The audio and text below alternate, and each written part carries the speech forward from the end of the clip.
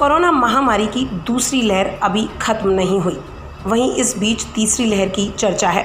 कई वैज्ञानिक और विशेषज्ञ इसे लेकर अपनी अपनी तारीखें बता रहे हैं। भारत में कोरोना की लहर को लेकर कई विशेषज्ञों का कहना है कि ये जल्द ही आने वाली है। वहीं कई विशेषज्ञों का ये कहना है कि ये नवंबर-दिसंबर तक आएगी। इस बीच नीति आयोग के सदस्य और देश की कोरोना टास्क फोर्स के सदस्य डॉक्टर वीके पॉल का कहना है, किसी भी लहर को लेकर तारीख और महीना तय करना उचित नहीं। उन्होंने कहा, महामारी की अगली लहर का निश्चित समय नहीं बताया जा सकता। उन्होंने कहा, किसी भी अगली लहर के लिए कोई भी समय निश्चित करना तर्कसंगत नहीं होगा, क्योंकि कोरोना का व्यवहार ही निश्चित नहीं है।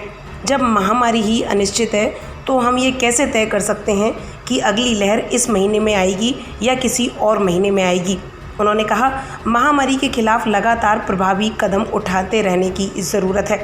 कोरोना के नए डेल्टा प्लस वेरिएंट को लेकर चिंताओं के बीच पॉल ने कहा, अभी तक ऐसा कोई वैज्ञानिक डेटा नहीं है जो साबित करे कि नया वेरिएंट ज़्यादा संक्रामक है या फिर वैक्सीन के प्रभाव पर उल्टा असर डालता है।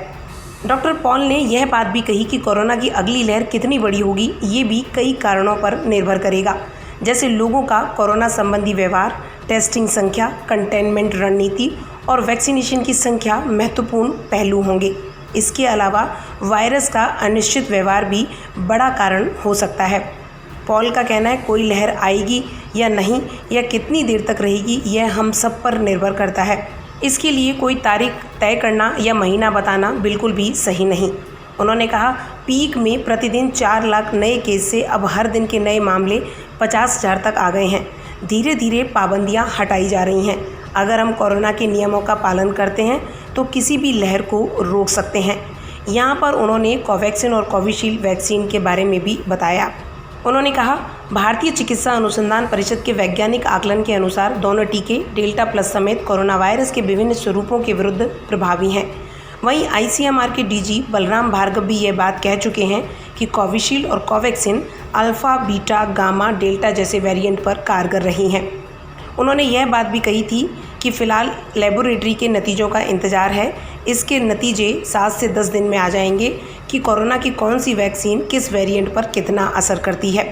यहाँ पर आपको यह भी बताते चलें कि भारत बायोटेक के अनुसार कोवैक्सीन को 14 देशों से आपातकालीन उपयोग के लिए अनुमति मिल चुकी है। वहीं अन्य 50 देशों में वैक्सीन के अप्रूवल का इंतज़ार है। देश में बनी किसी भी वैक्सीन को अभी भी EUA या अमेरिका के FDA से पूर्ण लाइसेंस प्राप्त नहीं हो चुका है। WHO का अप्रूवल भी इसको नहीं मिला है। इसको लेकर पॉल ने कहा, कोवैक्सीन के लिए WHO द्वारा आपातकालीन उपयोग की स्वीकृति प्राप्त करने की प्रक्रिया बहुत अच्छी तरह से चल रही है। उम्मीद है कि WHO जल्द ही कोवैक्सीन को आपातकालीन प्रयोग की अनुमति का फैसला कर देगा। गौरतलब है कि अभी हाल ही में भारत बायोटेक की कोवैक्सीन को तीसरे चरण के ट्रायल में 77.8% कारगर पाया गया। भारतीय दवा नियामक की सब्जेक्ट एक्सपर्ट कमेटी ने वैक्सीन के तीसरे चरण के ट्रायल की समीक्षा की थी।